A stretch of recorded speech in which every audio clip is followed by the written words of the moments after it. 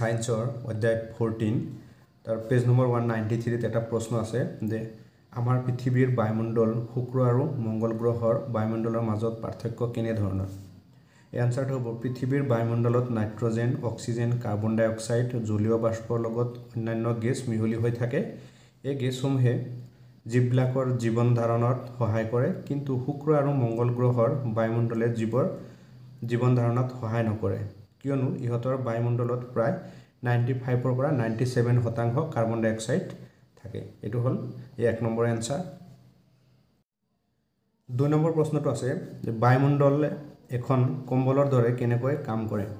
যে বায়ু হৈছে তাপৰ কুপৰিবাহী আৰু হে বায়ুমণ্ডল দিনৰ ভাগত পৃথিৱীৰ গড় উষ্ণতা স্থিৰ ৰাখে দিনৰ ভাগত আচম্বিতে উষ্ণতা বৃদ্ধি হোৱাটো ই প্ৰতিৰোধ কৰে আৰু ৰাতিৰ ভাগত মহাকাশলৈ তাপৰ নিৰ্গমন প্ৰক্ৰিয়া লেহেমিয়া কৰে এনেদৰে বায়ুমণ্ডলে পৃথিৱীক এখন কম্বলৰ দৰে আৱৰি ৰাখে এটো হল দুই নম্বৰ প্ৰশ্ন আনসাৰ তিনি নম্বৰ প্ৰশ্নটো আছে বতাহ কেনেকৈ সৃষ্টি হয় এই আনসাৰটো হ'ব ভূপৃষ্ঠৰ অসমান উত্তাপনৰ বাবে বতাহৰ সৃষ্টি হয় দিনৰ ভাগত উপকূলৱৰ্তী অঞ্চলৰ স্থলভাগৰ বতাহ খৰকীয়া ভাবে উত্তপ্ত হোৱা ভাবে ঊৰ্ধ্ব দিশত গতি কৰে বায়ুৱে ঊৰ্ধ্ব দিশত গতি কৰাৰ বাবে নিম্নচাপ বিশিষ্ট অঞ্চলৰ সৃষ্টি হয় আৰু সাগৰৰ উপৰিভাগত বায়ু এই নিম্নচাপ বিশিষ্ট অঞ্চললৈ গতি কৰে এনেদৰে বতাহৰ উচ্চ বিশিষ্ট অঞ্চলৰ পৰা নিম্নচাপ বিশিষ্ট অঞ্চললৈ গতি কৰাৰ বাবে বতাহৰ সৃষ্টি হয় তে 4 নম্বৰ প্ৰশ্নটো আছে ডাৱৰ কেনেকৈ সৃষ্টি হয় ইয়াৰ আনসাৰটো হ'ব দিনৰ ভাগত জলাশয় উত্তাপনৰ বাবে আৰু কিছুমান জৈৱিক ক্ৰিয়াকলাপৰ বাবে বাষ্পীভৱনৰ সংঘটিত হয় ইয়াৰ ফলস্বৰূপে বায়ু ঊৰ্ধ্বগামী হয় সম্প্ৰসাৰিত হয় আৰু শীতল হয় বায়ুমণ্ডলৰ শীতল বায়ু ভূপৃষ্ঠৰ পিনে দাৱন হয় আৰু দাৱন হয় অধিক শীতলীকৰণৰ ফলস্বৰূপে বায়ুত থকা জলীয় বাষ্প ক্ষুদ্ৰ কণিকাৰ ৰূপ লয়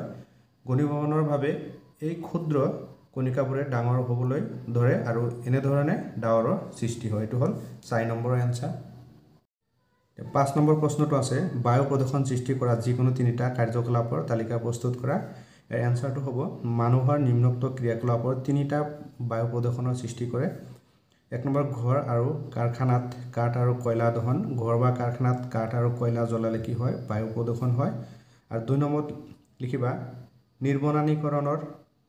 নিৰ্বনানীকৰণ যিয়ে বায়ুৰ কাৰ্বন ডাই অক্সাইডৰ শোষণ হ্ৰাস কৰে হ্ৰাস মানে কমাই দিয়ে কাৰ্বন ডাই অক্সাইডৰ শোষণ কি কৰে হ্ৰাস কমাই দিয়ে 3 নম্বৰ যান-বাহনৰ পৰা কাৰ্বন মনক্সাইডৰ নিৰ্গমন যান-বাহনৰ পৰা কি হয় কাৰ্বন মনক্সাইডৰ নিৰ্গমন এটো হল 5 নম্বৰ আনসাৰ পেজ নম্বৰ 194 ত এক নম্বৰ প্ৰশ্নটো আছে জীৱসমূহক পানী কিয় প্ৰয়োজন হয় তাৰমানে জীৱক কিয় পানীৰ প্ৰয়োজন হয় এই আনসাৰটো হ'ব নিম্নোক্ত কাৰণত জীৱসমূহক পানীৰ প্ৰয়োজন হয় এক নম্বৰ পানী হৈছে প্ৰটোপ্লাজমাৰ প্ৰধান উপাদান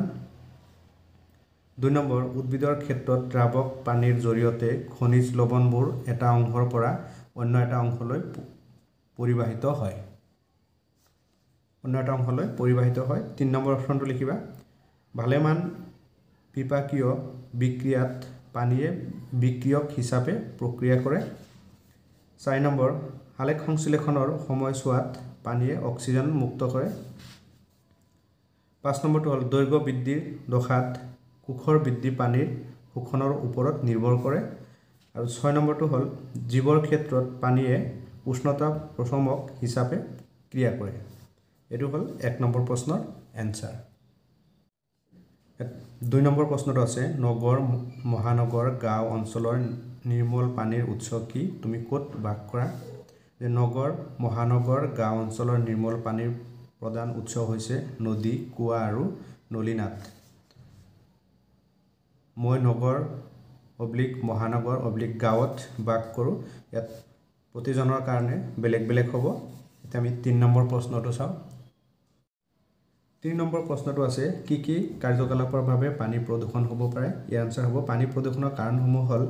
এক নম্বৰ বৰ্জিত পানী নলা আৰু নৰ্দমাৰে প্ৰবাহিত হৈ অলৱণাক্ত জলপিণ্ডত পৰিলে পানী প্ৰদূষণৰ সৃষ্টি হয় মহানগৰীত এই সমস্যাই জটিল ৰূপ ধাৰণ কৰে 2 নম্বৰত বিষাক্ত ৰাসায়নিক পদাৰ্থ এচিড ক্ষাৰ ধাতব লৱণ ফেনাইল সাইনাইড এমোনিয়া তেজস্ক্ৰিয় পদাৰ্থ আদি পানীত প্ৰদূষণৰ উৎস 3 নম্বৰটো হ'ল বৰষুণৰ পানীয়ে কৃষি কাৰ্যত ব্যৱহৃত ৰাসায়নিক দ্ৰব্য যেনে সাৰ আৰু কীটনাশক উৰুৱাই নি পানী দূষিত কৰে যেতিয়া আমাৰ বৰষুণ দিয়াৰ সময়ত কি হয় যেতিয়া আমাৰ পথাৰত কিছুমান কীটনাশক থাকে তেনেকুৱা ধৰণৰ কিছুমান বস্তু থাকে এইবোৰ